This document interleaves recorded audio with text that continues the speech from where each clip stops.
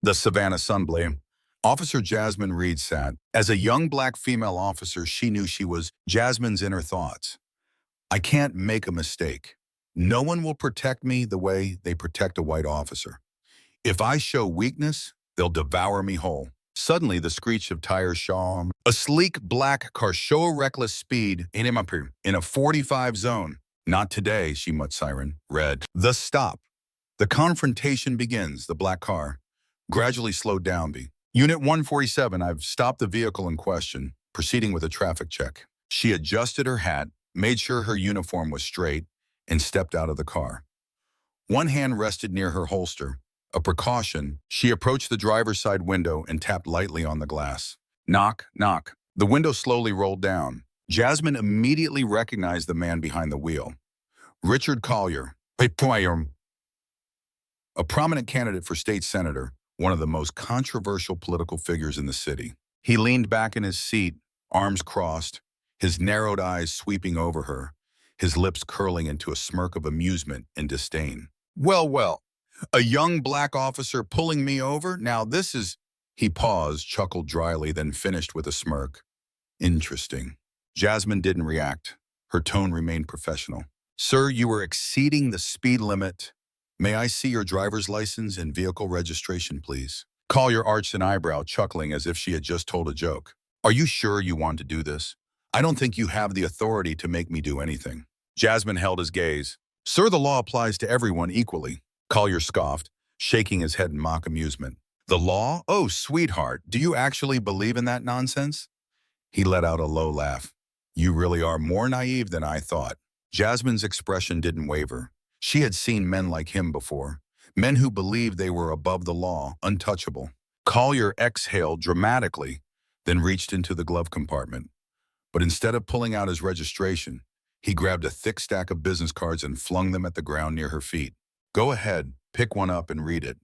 Maybe then you'll understand who you're dealing with. Jasmine didn't even glance at the scattered cards. Instead, she clenched her jaw slightly, but kept her voice calm. Sir, I don't care who you know. I need your license and registration. Collier sighed again, and then let his eyes roam over her from head to toe, the way one might inspect a piece of property. You remind me of the housemaids I grew up giving with at my father's country club. They had that same defiant look in their eyes, but in the end they were just help. Jasmine felt heat rise in her chest, but she wouldn't give him the satisfaction of a reaction. Sir, this is the final time I will ask. Your driver's license, now. Collier smirked, moving deliberately slowly as he reached for a leather wallet on the passenger seat. He rummaged through it for a moment before finally pulling out his driver's license. Jasmine took it, glancing down to inspect the details, then immediately stiffened. Sir, your driver's license expired 2 months ago. Collier's face changed in an instant. He snatched back his wallet, his voice sharp. What did you just say? Jasmine's voice remained full. Under Georgia state law, an expired license means your vehicle is not legally operable. I'm required to issue a citation and impound your car. Collier's fist slammed onto the steering wheel, his face turning red with rage. Do you even understand what you're doing right now? I can make one call and have your entire police department cleaned out by tomorrow morning. Jasmine didn't flinch. Sir, if you refuse to comply, I will have to call for additional support. Collier let out a harsh laugh before pulling out his phone, dialing a number and holding it to his ear. Let me call your police chief and sort this little misunderstanding out. I'm not about to let some low-ranking officer humiliate me. Jasmine stood her ground, her fingers curling slightly at her sides, her pulse steady. The Savannah sky turned a deeper shade of orange as the sun began its descent, casting long shadows across the cobblestone sidewalks. The air seemed to cool slightly, but the tension on the street was only growing hotter. Flashing police lights approached from the distance. A second patrol car pulled up behind Jasmine's, and the driver's side door opened. Lieutenant Samuel Barnes stepped out. Barnes was a tall, broad-shouldered man with streaks of silver in his hair. With over 20 years in the force, he had seen his fair share of difficult situations. But as soon as he spotted Richard Collier, standing with his arms crossed and face flushed red with anger, he knew this was no ordinary traffic stop. Collier stormed forward, jabbing a finger toward Jasmine, his voice laced with fury. Barnes, you need to teach your officer how to behave. She's wasting my damn time. Barnes' expression remained unreadable as he glanced over at Jasmine. His gaze was sharp, but he didn't seem quick to take sides. What's going on here, officer? Jasmine stood her ground, her voice calm but unwavering. Sir, Mr. Collier was speeding, refused to cooperate with my request for his paperwork, and has been verbally combative. Barnes gave a single nod before turning to Collier, his tone steady. Mr. Collier, I need to see your vehicle registration and driver's license. Collier tilted his head slightly, a smirk creeping onto his lips. Barnes, come on now, are we really doing this? He took a step closer, lowering his voice just slightly, but the condescension was unmistakable. I thought you and I understood each other. Some things don't need to be made into a big deal. I can make sure you don't regret doing the right thing. Jasmine immediately caught what was happening. Collier was trying to bribe Barnes without outright offering money. He was testing Barnes's loyalty, using his influence to see if the lieutenant would bend. But Barnes didn't budge. He stepped forward, standing directly in front of Collier, meeting his eyes without hesitation. His voice was firm. Mr. Collier, the law applies to everyone, even you. For the first time, Collier's smirk faltered ever so slightly. Then with a dramatic sigh, he rolled his eyes. Fine, if you insist on making this into some ridiculous display. He reached into the luxury leather bag on the passenger seat, pulled out a folder of documents and tossed them at Barnes. Jasmine took them, flipping through the papers. The driver's license, registration, everything appeared valid. But then, as she double-checked the VIN, vehicle identification number, on the registration and the one on the car's dashboard, something didn't match. She looked up, her expression sharpening. Sir, the VIN on your registration does not match the one on this vehicle. Collier blinked, his confident smirk freezing for half a second before he quickly recovered. What the hell are you talking about? Jasmine remained composed. That means either this vehicle was registered incorrectly or it was sold and not updated in the system. If it's not legally documented, I have the right to impound it for further verification. Collier's face darkened, his hands curled into fists. You're joking. Jasmine didn't respond. She simply started filling out the necessary paperwork. Collier took a step forward, lowering his voice to a dangerous whisper. Do you have any idea who you're messing with? You think you can embarrass me over some paperwork? I'm warning you, Reed. You will regret this. Jasmine met his gaze head-on, refusing to back down. Sir, I'm just doing my job. Collier let out a sharp laugh, but there was no humor in it. You'll see what happens when you go up against real power. Barnes spoke before Jasmine could respond. Mr. Collier, step back. His tone wasn't raised, but it carried enough weight to make anyone pause. Collier turned his head toward Barnes, eyeing him with amusement. I see how it is. You two really want to turn this into some kind of justice crusade, huh? Fine. He reached into his pocket, pulled out his phone, and dialed a number. As he placed the phone to his ear, he smiled coldly. I'm calling your police chief. Let's see who really has the power here. Jasmine stood firm, her fingers subtly tightening as she clenched her paperwork. She already knew this fight was far from over. The news about the encounter between Jasmine Reed and state senator candidate Richard Collier quickly spread through the media.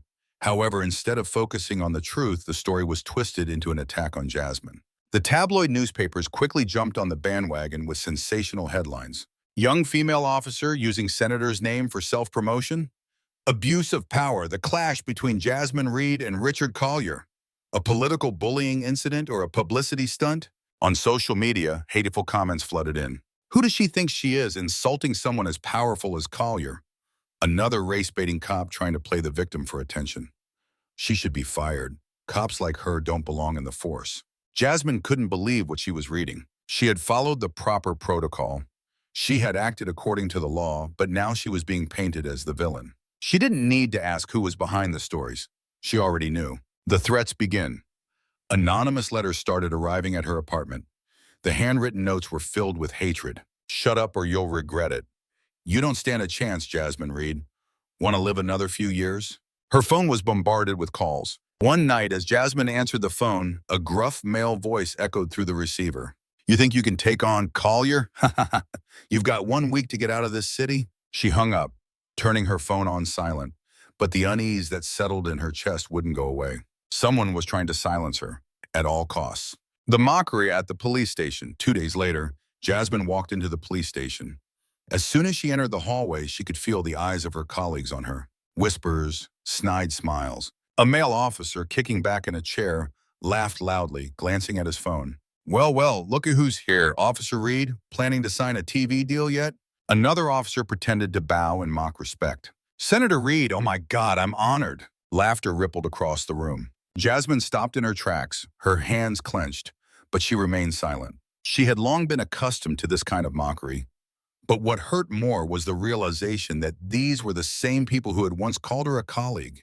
These were the people she had worked alongside, and now they were turning their backs on her. At the front desk, Lieutenant Rick Carter, an older officer with a cold demeanor, looked Jasmine up and down before sneering. "What's the point of showing up, Reed? Haven't you read the news? Or do you still think you're actually a real cop?" Jasmine responded with a cold stare. "I'm here to do my job. Is there a problem with that?"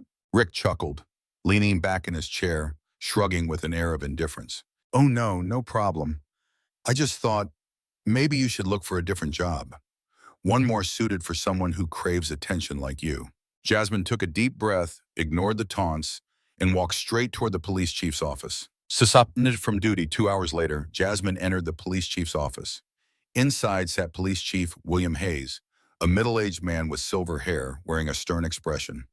Seated beside him were two senior officers, their eyes cold and unwelcoming as they looked at Jasmine. Hayes placed a stack of files on the table, folded his arms, and spoke in a cold tone. "Officer Reed, we've reviewed the incident with Mr. Richard Collier. After careful consideration, we've decided." He paused for a moment, letting the silence hang in the air, before delivering the words that felt like a punch to her gut. "To suspend you indefinitely for violation of procedure." Jasmine felt like she'd been struck. "Sir, I didn't violate any procedures. I followed all the steps by the book." Hayes shook his head, feigning sympathy. "Reed, I understand how you feel, but this has become a political issue, and the department cannot have an officer who is the center of controversy continue to serve at this time." Jasmine clenched her fists, the anger burning inside her. "This is because of Collier, isn't it?" Hayes narrowed his eyes, but he didn't answer directly. Instead, he let out a deep sigh, as though he wanted to avoid being tangled in this mess any longer. "Take some time off, Reed, that's all I can say." Jasmine looked around the room. No one dared to meet her gaze.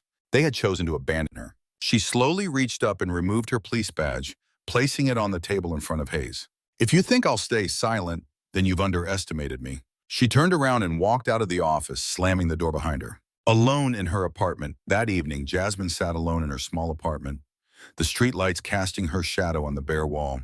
She had given everything to this job. She had fought for justice, and now she was being treated like a traitor. But she knew she couldn't give up.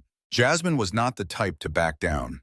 If they thought they could scare her, they were mistaken. She reached for a stack of files on her desk, all the notes she had gathered about Collier. If the system wouldn't stand by her, she would find the truth herself. The battle was just beginning. The night in Savannah was eerily quiet.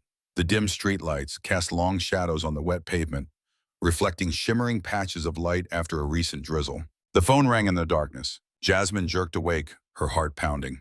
She sat up, staring at the screen, an unknown number. Another anonymous call. She hesitated for a moment, then answered. "Hello?" Her voice was hoarse from exhaustion. A deep, raspy male voice spoke from the other end of the line. "I know you're in trouble with Collier." Jasmine instantly tensed. "Who are you?" "Someone with answers." Jasmine gripped the phone tighter, her instincts screaming caution. "Why should I trust you?" The man sighed, then said, "Because I used to work for him. I've seen everything: bribes, money laundering, political manipulation. I can't stay silent anymore." Jasmine glanced out the window, scanning the empty street outside her apartment. She had dealt with threats before, traps designed to lure her in. If you really have evidence, why not take it to the police? "The police? You still think you can trust that system?" The man let out a dry, humorless laugh. "Didn't they just turn their backs on you?" Jasmine clenched her jaw, her fist tightening on her lap. He wasn't wrong. "What do you want?" "I have proof, but I can't let it fall into the wrong hands. If you really want to take him down, meet me at 2 a.m. in the parking lot behind the city library." "And I have to come alone?" Jasmine asked, suspicion thick in her voice. "Yes, if you bring anyone else, the deal's off." Click. The call ended. Jasmine set the phone down, exhaling deeply, her pulse still racing. This could be a trap, but if it was real, this was her only chance to take down Collier. She couldn't walk away. The dangerous meeting. At 1:45 a.m., Jasmine left her apartment. She wore a dark hoodie, pulling the hood over her head to keep a low profile. Her boots barely made a sound as she stepped over puddles along the sidewalk. Her hand rested on the holster of her gun, ready at a moment's notice. The parking lot behind the library was pitch black. only a few flickering streetlights casting eerie shadows on the pavement. Jasmine scanned the area, her heartbeat steady but fast. No cars, no movement. She slowed her steps, her fingers tightening around the grip of her gun. Then from the shadows, a figure emerged. A tall man wearing a black hoodie, his face obscured by the hood. He stepped out from the darkness, keeping his distance from Jasmine. Even in the dim light, she could feel his eyes watching her. "You came alone?" he asked, his voice deeper and raspier than on the phone. "Do you want to pat me down?" Jasmine shot back, her eyes locked onto him. The man chuckled, but it wasn't a friendly laugh. He reached into his pocket and pulled out a small silver USB, holding it up under the faint glow of a streetlight. "This has everything you need." Jasmine narrowed her eyes, not reaching for it yet. "How do I know this isn't a setup?" The man took a slow step forward, his voice lowering as if only she was meant to hear it. "You don't. But if you don't take this, there won't be another chance." Jasmine hesitated for a moment, then cautiously reached out to take the USB. As soon as her fingers brushed against it, she realized her palms were damp with sweat. "What's on it?" she asked, her voice steady despite the tension. The man looked at her, his tone serious. "Evidence of Collier's money laundering, bribery, and corruption." "Why are you helping me?" The man was silent for a long moment, then sighed. "I was part of his game once, but I can't stay quiet while he keeps getting away with it." Jasmine nodded, tucking the USB into the inside pocket of her jacket, but her eyes never left him.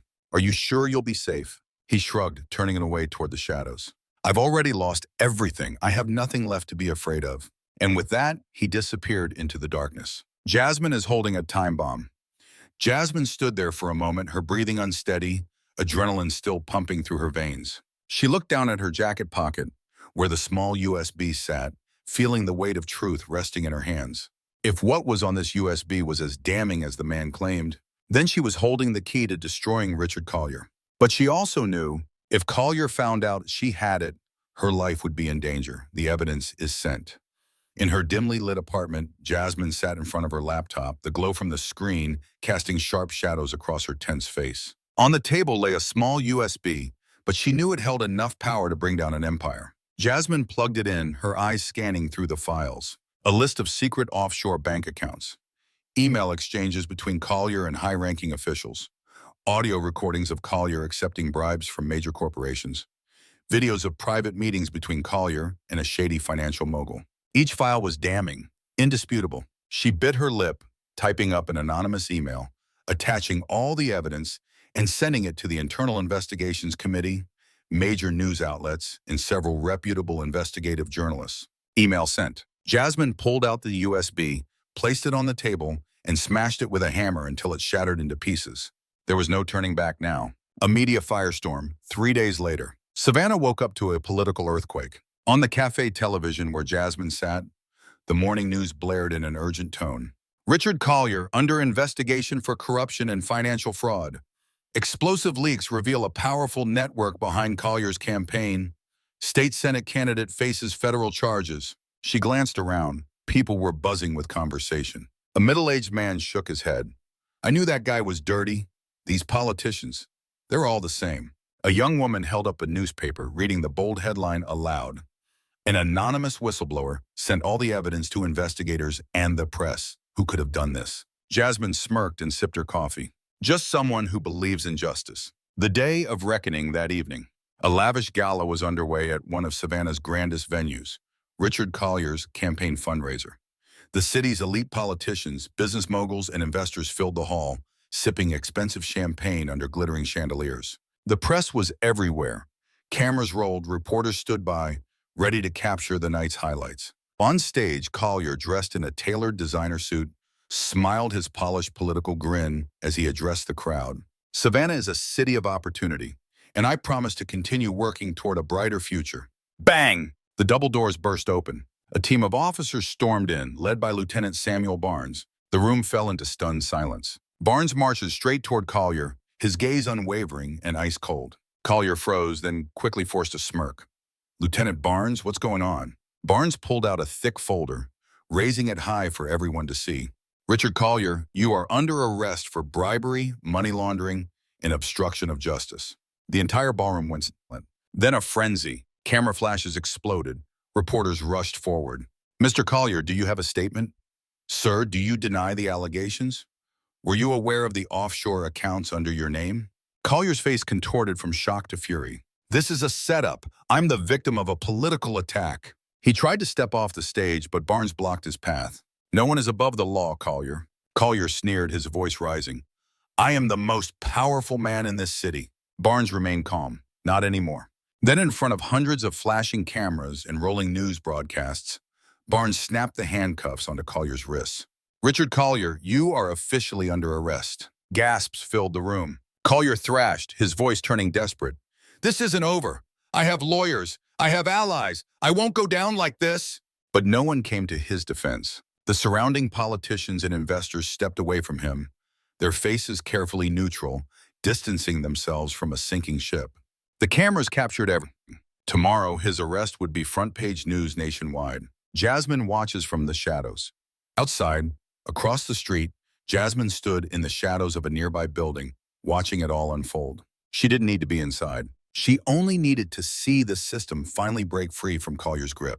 As the officers dragged him toward the waiting police vehicle, Jasmine let out a slow breath. Then, a small smile curled at her lips. Justice wasn't always swift, it wasn't always easy. But tonight, justice had won. Returning to the police station, the glass doors of the Savannah Police Department reflected the morning sunlight as Jasmine Reed stepped inside.